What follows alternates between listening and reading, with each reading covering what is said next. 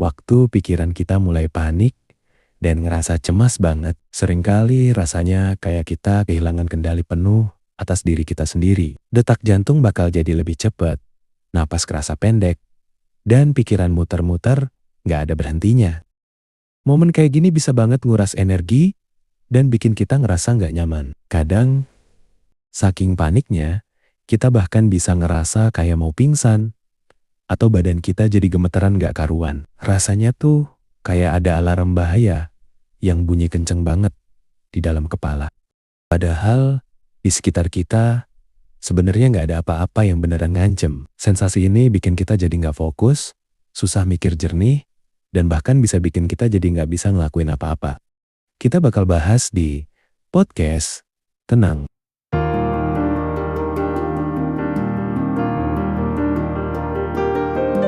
Ini bukan cuma masalah mental, tapi juga fisik yang nyata banget. Tapi ada kabar baik nih buat kamu. Kita punya kekuatan buat nemuin ketenangan di dalam diri, bahkan pas lagi panik banget.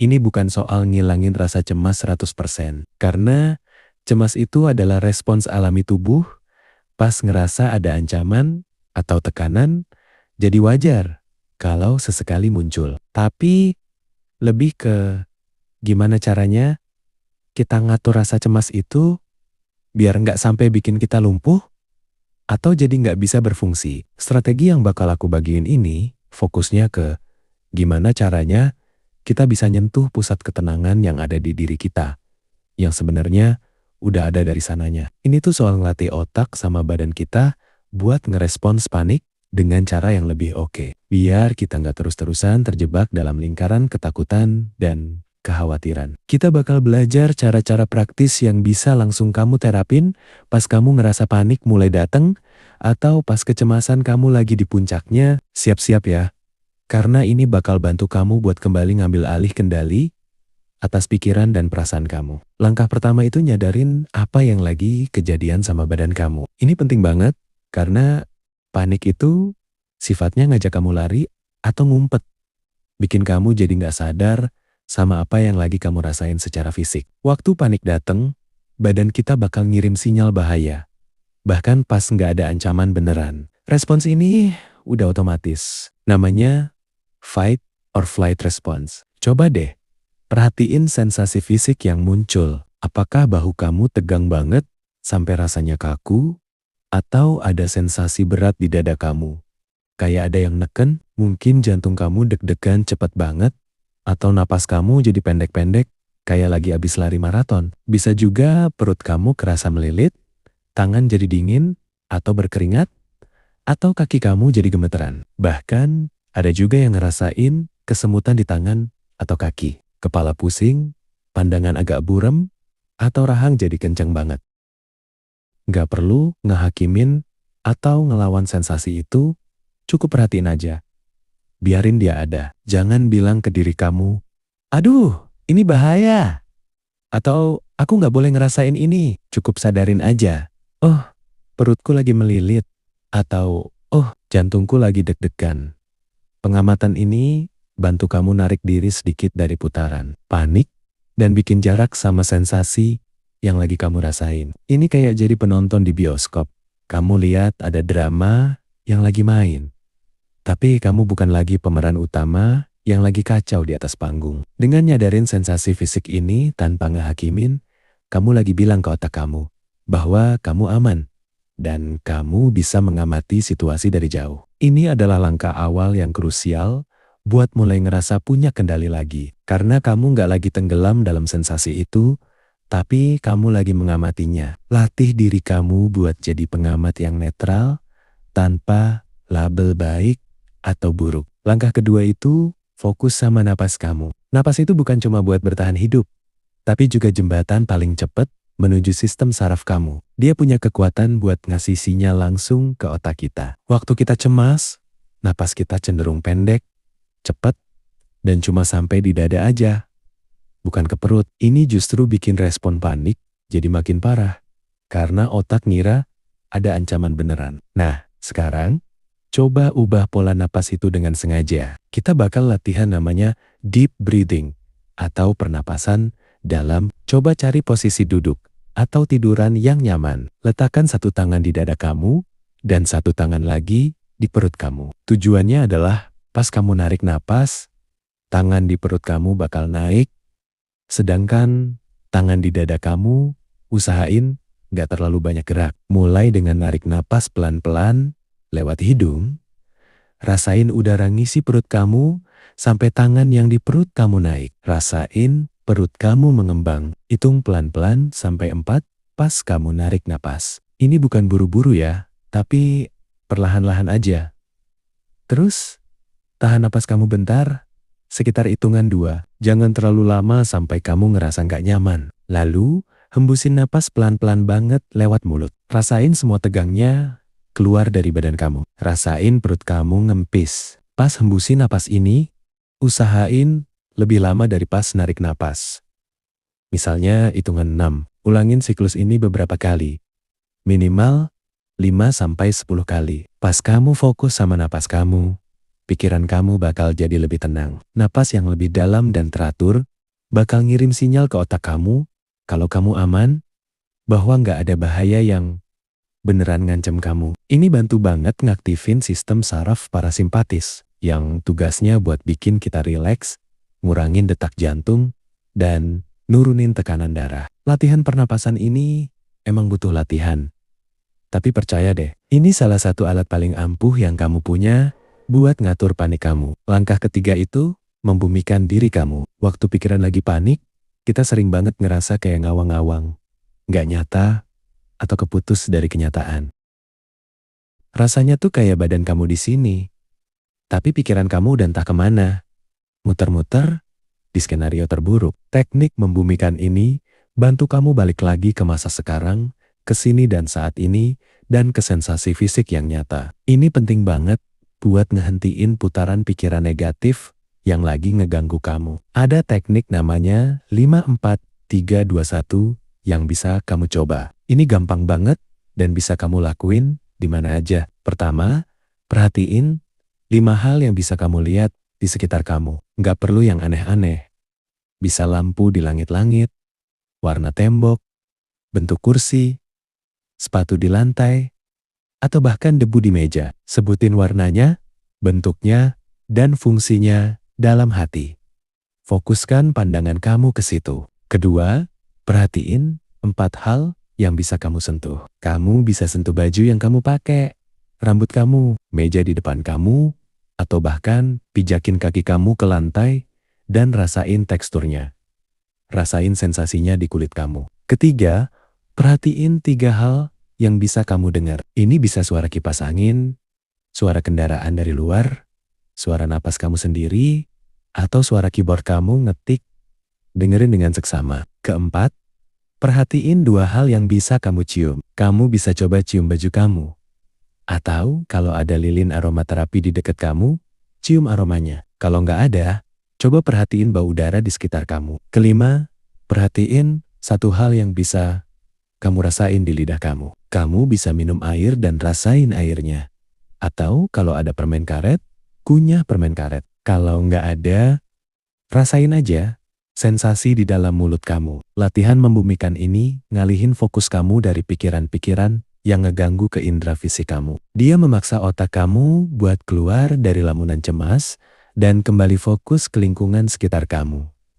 Ini kayak tombol reset buat pikiran kamu. Selain teknik 5-4-3-2-1, kamu juga bisa coba teknik lain, kayak genggam es batu di tangan kamu, dan rasain dinginnya. Ini cukup intens buat ngalihin perhatian. Atau, tekan kuat-kuat telapak kaki kamu ke lantai, rasakan bumi di bawah kamu. Fokus sama sensasi tekanan itu. Teknik membumikan ini nggak cuma bantu pas lagi panik, tapi juga bisa jadi alat buat kamu pas ngerasa pikiran kamu mulai ngawang-ngawang atau overthinking. Langkah keempat itu, pakai afirmasi positif. Pikiran panik sering banget diisi sama skenario terburuk dan omongan negatif ke diri sendiri. Kamu pasti tahulah, yang kayak aku nggak bakal bisa ngelakuin ini bakal jadi bencana, atau semua orang bakal ngehakimin aku. Omongan-omongan negatif ini justru makin manasin kompor panik kamu. Otak kita tuh percaya sama apa yang kita ucapkan atau pikirkan terus-menerus. Makanya, penting banget buat ngubah dialog internal kamu jadi lebih positif dan ngebangun. Coba lawan itu dengan kalimat-kalimat yang bikin tenang dan ngebangun. Ini namanya afirmasi. Kamu bisa ngomong ke diri kamu sendiri, aku aman. Bahkan kalau kamu nggak ngerasain itu di awal, terus aja ulangi. Atau, ini bakal berlalu buat ngingetin diri kamu kalau panik itu sifatnya sementara. Atau, aku kuat dan bisa ngadepin ini.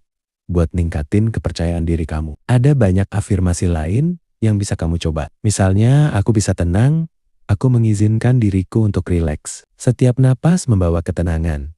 Atau aku punya kendali atas pikiranku.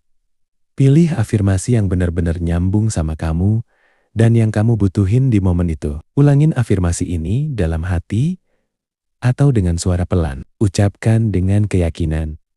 Meskipun di awal mungkin rasanya palsu atau kamu nggak benar-benar percaya. Tapi semakin kamu ngucapinnya, semakin otak kamu bakal mulai nangkep pesan positif itu. Ini bantu ngeprogram ulang pikiran kamu buat lebih positif dan pede. Dengan terus mengulang afirmasi positif, kamu lagi ngelatih otak kamu buat fokus ke solusi dan kekuatan internal kamu.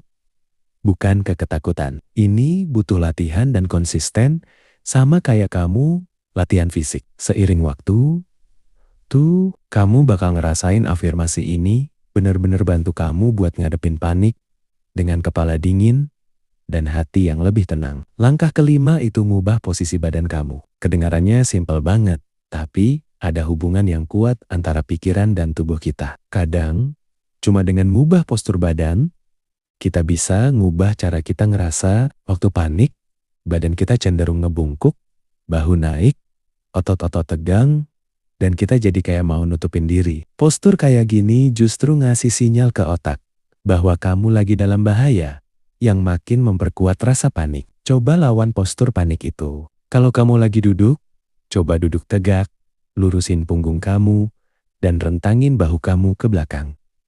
Tarik napas dalam-dalam, dan rasain dada kamu terbuka. Angkat dagu kamu sedikit. Ini bukan cuma soal posisi duduk, tapi juga soal power pose. Ada penelitian yang bilang kalau dengan mengambil postur tubuh yang lebih terbuka dan percaya diri, bahkan cuma selama 2 menit, bisa bantu ningkatin rasa percaya diri dan nurunin hormon stres. Bayangin diri kamu itu orang yang pede, kuat, dan tenang. Atau kalau kamu lagi berdiri, coba berdiri tegak.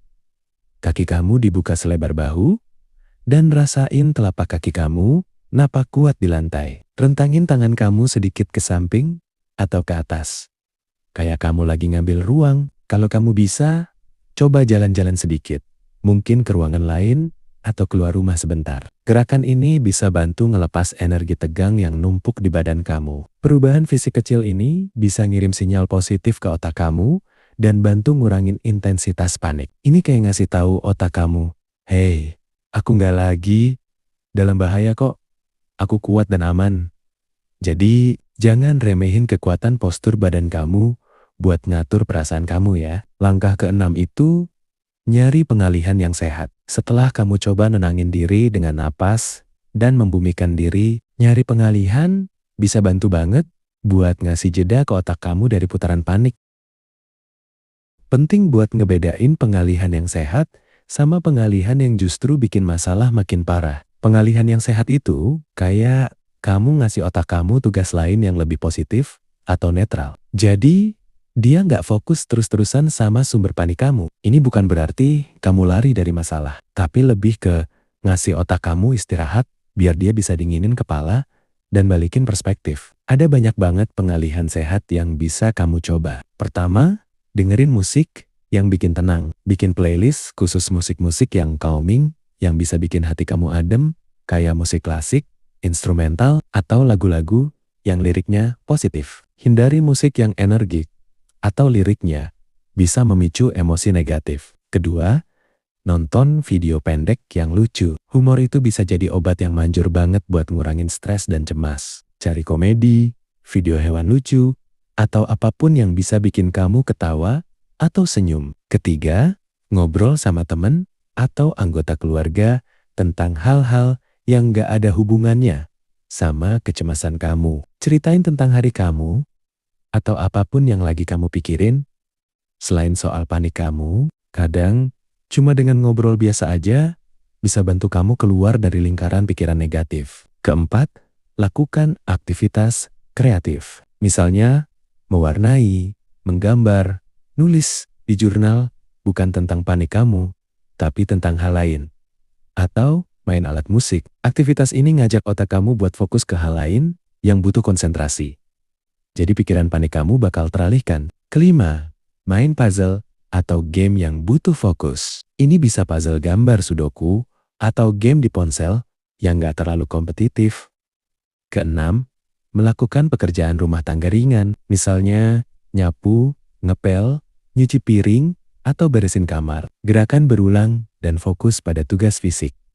Bisa bantu otak kamu tenang. Ketujuh, nonton video alam yang menenangkan, kayak video pemandangan pantai, hutan, atau gunung yang bikin mata kamu adem. Pengalihan ini bisa sifatnya sementara, tapi dia ngasih otak kamu waktu buat dinginin kepala dan balikin perspektif. Penting buat punya panic toolkit yang isinya daftar pengalihan sehat yang siap kamu lakuin pas panik mulai datang. Jadi, kamu nggak perlu mikir lagi pas lagi panik. Ingat, tujuannya adalah buat ngasih ruang dan waktu buat kamu sendiri, biar kamu bisa mengumpulkan kekuatan buat ngadepin apapun yang bikin kamu panik setelah kamu merasa lebih tenang. Ingat ya, nemuin ketenangan di dalam diri itu sebuah proses, bukan sesuatu yang sekali jadi. Nggak ada jalan pintas atau solusi cepat buat ngatasin panik. Tiap kali kamu latihan strategi ini, kamu lagi ngebangun kekuatan mental kamu. Kamu lagi ngelatih otak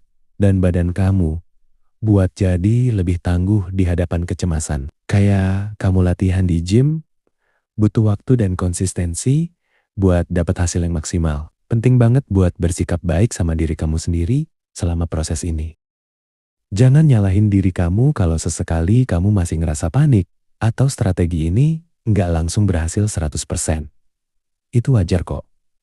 Terus aja coba.